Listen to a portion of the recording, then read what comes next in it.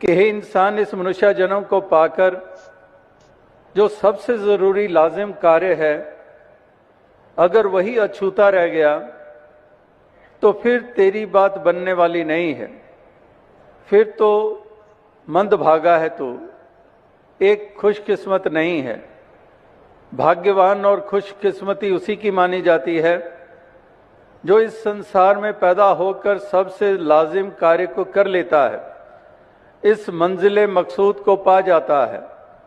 आत्मा के भेद मिट जाते हैं, आत्मा परमात्मा से जुड़ जाती है, आत्मा को अपने मूल की पहचान हो जाती है।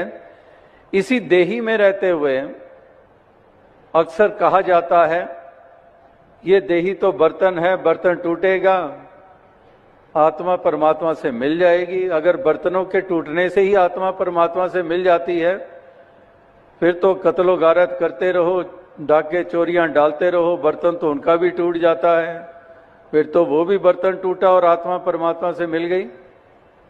ये बर्तन बीच में उस तरह से वो बर्तन नहीं है। अगर बर्तन है तो वो ढक्कन उसका माने हम कि जैसे गागर का ढक्कन है और वो ढक्कन अज्ञानता रूपी है।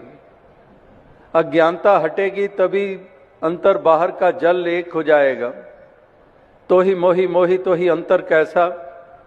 इसी देही में रहते हुए कबीर जी ने प्राप्ति की। शरीर छोड़ जाने के बाद कोई गैबी आवाज में कोई आकाशवाणी नहीं की। इसी शरीर में रहते हुए यही लखता करने के बाद, यही बोध गुरु के चरणों में जाकर रामानंद जी की कृपा से ये बोध हुआ, तो फिर इसी देही में होते हुए जीवन काल में ही कह रहे हैं कि अब तो जाए चढ़े सिंहासन, मिले हैं सारंग पानी, राम कबीरा एक भय हैं कोई न सके।